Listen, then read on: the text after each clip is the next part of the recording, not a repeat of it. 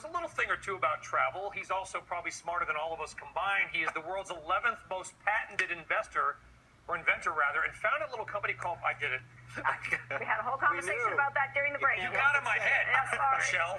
It's her fault. I'm getting to her defense. We say company. You can say what you can say. Hey, just because you're a genius doesn't mean you can criticize us. Okay, good. All right. You also, by the way, founded a little company called Priceline. I did. Not bad work there. And also now run a company called Upside Travel, trying to revolutionize the small business travel market. By the way, his name is Jay Walker. Welcome, Jay. Good to see you again. Glad to be on the show. You know, travel is evolving. Maybe not as fast as some had thought. I mean, Airbnb is hugely powerful, VRBO hugely powerful, but yet the hotel business, every hotel that we go to seems to be sold out. What is the future of travel? How do you see it looking in 5 years? Well, travel is changing largely because technology is changing information. It's changing how we find things, discover things, how we share things. So travel is not changing in terms of crowded airports, planes that are full, hotels that are full. And we don't have enough infrastructure, and the system is breaking under the load. It's just breaking. Planes are 102% full. But travel itself is actually about experiences, about doing things. If you're a leisure traveler, enjoying yourself, and the more money a country makes, the more its citizens travel, and the more business people have to get on planes and try to somehow work alongside those leisure travelers, and that's a nightmare, as you guys know better than anybody when you travel on business. What's the next cool thing in travel? What are you inventing next? Well, you know, the next cool thing in travel is the old thing, service. If you're a business traveler, you get no service. Awful. Awful. I mean, you've never met a market of 15 million people, every one of whom spend $1,000 to $2,000 on a product 10 times a year and are miserable.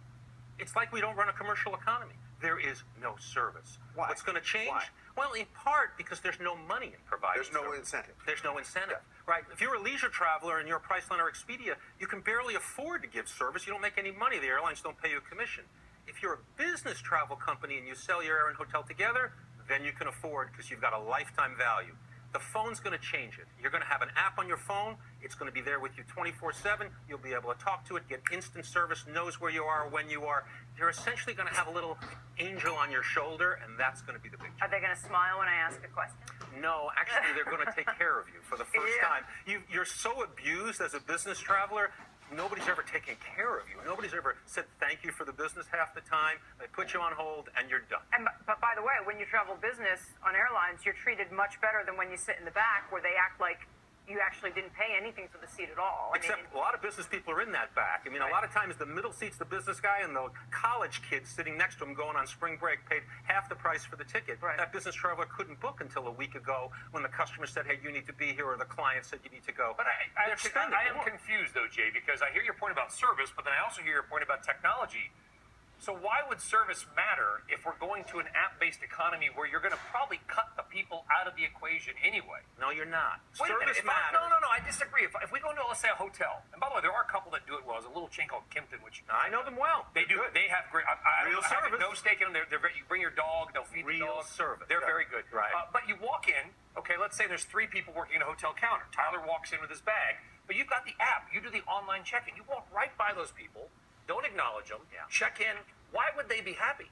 Here's the thing. Blown their Service job out is of when the water. things go wrong, not when things go right. Fair enough. Okay? Service is when you got to change your rental car, your hotel, your flights, all because some cloud formation flew over, over Chicago. And you're on your own as a business traveler. Who are you going to call? Nobody. It's all about you deal with it, buddy. We're real sorry. Press 1, be on hold for a week. Are you fixing Human this? service is the key for business travel. Are you fixing this? You bet your ass. How? Okay. We're fixing it because essentially we've built an entire service infrastructure from the ground up. We've designed an app that's always on, so you just press the button and our rep knows exactly who you are. Your whole itinerary is right in front of him or her, and she can help you right there, and she doesn't get off the phone. Am I until talking you're to a happy. human being? Human being. I'm talking to a with no human weight. being? Human being. I want a human being. Human being. That's what I Where want. are they located? How much does it cost? Actually, they're in the middle of the country. Let's They're say, in who are we Omaha. talking to here? You're talking to our people in Omaha. How much does it cost? It's less because when you buy your air and hotel together as a package, we get discounts from the carriers that are below the published rates. Am I paying to download your app? No, it's free. Okay. Am I paying a monthly fee on your app? No. Am I paying per fee on any transaction? No. You make up all the money in the packaging We make as a long package, as I buy purchase the my package. flight and hotel on Buy your your app. flight and hotel together on the app or on the website, and we've got enough profit to give you real customer service. How's it going so far? We have a lot of customers. How many? Well, tens of thousands to start, but you know what? We're really just beginning. What's the name of it? upside. Upside. Because that's what business travel should have some of for the first time. How do travel companies are not alone in this, by the way. It can be your insurance company, it can be whomever.